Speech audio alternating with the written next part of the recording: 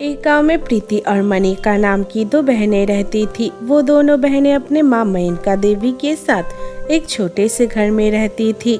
बचपन में उनके पापा का मौत हो गया था। तब से मेनका देवी ही घर संभालती थी। मेनका देवी उसी गांव में ही एक अमीर व्यापारी के घर में काम करती थी।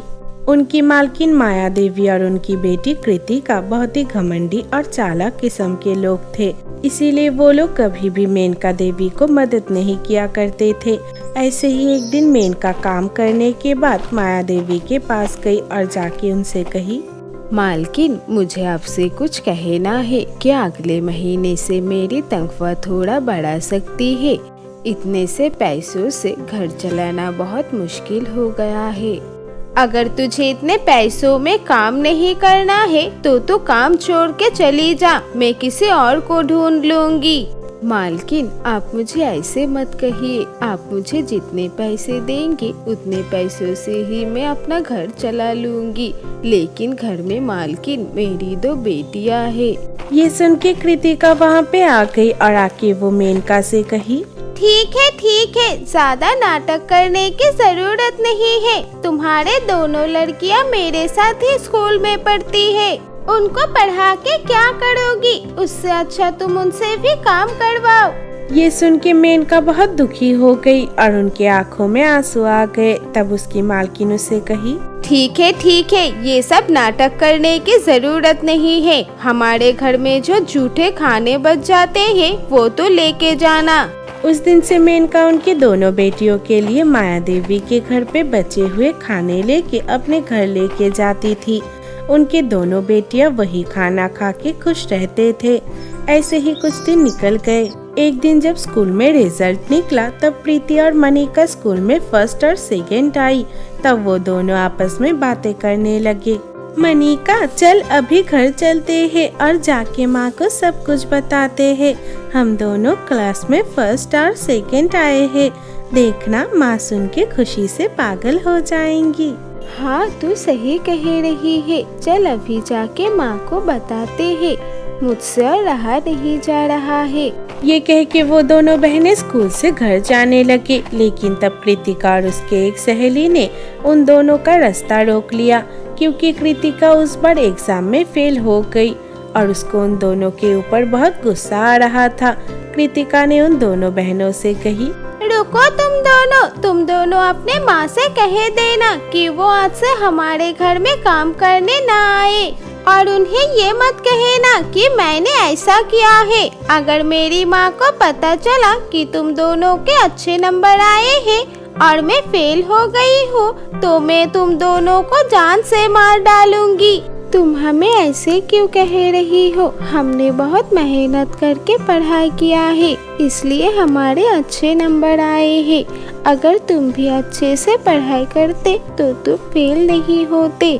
ये सुन के कृतिका को बहुत गुस्सा आ गया और उसने मनिका को जोर से थप्पड़ मार दिया और फिर उन दोनों बहनों से कही, तुम जैसे भिखारियों का हिम्मत कैसे हुई मुझे ज्ञान देने की? भूल गए तुम दोनों हमारे घर के बचे हुए झूठे खाने खाते हो। चल कृतिका, यहाँ से चलते हैं। सब लोग हमें देख रहे हैं। अगर हम इनसे बात करेंगे तो इनको लगेगा कि ये दोनों भिखारी हम लोगों का दोस्त है। ये कह के कृतिका वहाँ से चली गई। कृतिका घर जाके अपने माँ को उनके बारे में झूठ कहा। तब माया देवी ने मेनका को घर से काम से निकाल दिया। ऐसे ही कुछ दिन निकल गए। धीरे धीरे प्रीति और मनिका के माँ के पास पैसे खत्म होने लगे। एक दिन अचानक से बहुत तेज तूफान आ गया। ये देख के मनिका और प्रीति बहुत डर गई और रोते हुए अपने माँ से कही, माँ, बाहर बहुत तेज तूफान आया है। लगता है बाहर कोई पेड़ टूटने वाला है। अब हम क्या करेंगे? हाँ बेटी, तुमने सही कहा। अगर कोई पेड़ टूट के हमारे घर के ऊपर गिर गया तो हम बेघर हो जाएंगे। हाँ माँ, अब हम क्या करेंगे? अगर हमारे घर टूट गए तो हमारे पास घर ठीक करने के भी पैसे नहीं हैं। तुम लोग फिक्र मत करो बेटी, मैं अभी बाहर जाके देखती हूँ क्या हुआ है। तुम लोग बाहर मत निकलना। नहीं माँ, आप अकेले बाहर मत जाइए। हमें बहुत डर लग रहा है। हम भी आपके साथ चलेंगे। नहीं, तुम लोगों को मेरी कसम है कि तुम लोग मेरे साथ बाहर नहीं आओगी, नहीं तो मैं कभी तुम लोगों से बात नहीं करूँगी। ये कह के उनकी माँ उनको घर के अंदर रख के बाहर चले गए। बहुत देर हो गया लेकिन मेनका देवी घर के अंदर नहीं आई।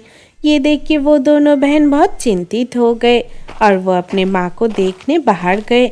बाहर जाके उन्होंने देखा उनके माँ के ऊपर एक पेड़ गिर गया है और वहीं पे उनकी मौत हो गई है। ये देख के वो दोनों रोने लग गए। हे भगवान, ये क्या हो गया? अब हम अकेले कैसे रहेंगे? आप हमें छोड़ के क्यों चली गई माँ? ये कह के वो दोनों अपने माँ के सामने बैठ के जोर जोर से रोए जा रही थी। तब आसमान में एक परी जा रही थी। उस परी ने उन दोनों बहनों को देख लिया और उनकी हालत देख के उस परी को बहुत बुरा लगा और वो भावुक हो गई। लगता है इन दोनों के साथ बहुत ही बुरा हादसा हुआ है, मुझे इनकी मदद करनी चाहिए। ये सोच के परी उन दोनों बहनों के पास आई और तभी वो दोनों बहनें रोए जा रहे थे। उन्होंने उस परी को देखा ही नहीं। तब वो परी उन दोनों से कही, क्या हुआ लड़कियों तुम दोनों को? मुझे पता है तुम दोनों बहुत दुखी हो, लेकिन अभी रो के क्या फायदा होगा? जो होना था वो हो गया है बेटी। लेकिन आप कौन है? इतने तूफान में आप यहाँ कैसे आए? मैं एक परी हूँ। इस तूफान की वजह से मैं परी लोग वापस नहीं जा पा रही हूँ। मैं यहाँ से जा रही थी तब मैंने तुम लोगों को देखा। ये कैसे हुआ? तब उन दोनों ने उन परी को सब कुछ बताया। ये सुन के वो परी के आंखों में आंसू आ गए और वो उन दोनों से कही, बेटी मैं अभी तुम्हारे माँ को फिर से बचा नहीं सकती, लेकिन मैं तुम लोगों के लिए ऐसा कुछ कर सकती हूँ कि इसके बाद तुम्हें कभी भी किसी चीज की दिक्कत ना हो। ये कह के उस परी ने अपना जादुई छड़ी घुमाया और उनके सामने एक बड़ा सा अनानस का घर आ गया। फिर वो उन दोनों से कही, आज से तुम दोनों इस जादुई अनानस के घर में ही रहना। इस घर के अंदर खासियत यही है, इस घर में जितने पैसे, खाने के सामान और कपड़े हैं वो कभी कम नहीं होते, इसीलिए तुम लोगों को किसी भी चीज की कमी नहीं होगी। ये कह के वो परी वहाँ से चली गई। वो दोनों बहनें अपने माँ की अंतिम क्रिया पूरा करने के बाद उस अनानस के घर में ही रहने लगे। उस दिन से उनके पास किसी भी चीज की कमी नहीं रही। वो लोग अच्छे अच्छे कपड़े पहनने लगे और गांव के दूसरे अनाथ बच्चों के लिए भी उन्होंने एक अनाथ आश्रम खोल लिया। गांव में उन दोनों के चर्चे होने लगे। ये बात जब कृतिका और उसकी माँ को पता चला तब कृतिका अपने माँ से कही, माँ, उस प्रीति और मनिका के पास जो अनानस का घर है उसके वजह से वो दोनों अमीर बन गए हैं। चलिए आज वहाँ जाके उनको घर से निकाल के हम उस घर में कब्जा कर लेते हैं। ये सोच के वो दोनों माँ बेटी जब उस अनानस के घर के सामने गई, वो जादुई अनानस का घर को उन दोनों के गलत इरादों के बारे में पता चल गया और वो अनानस का घर उन दोनों के ऊपर बड़े बड़े कांटे फेंक के हमला कर दिया।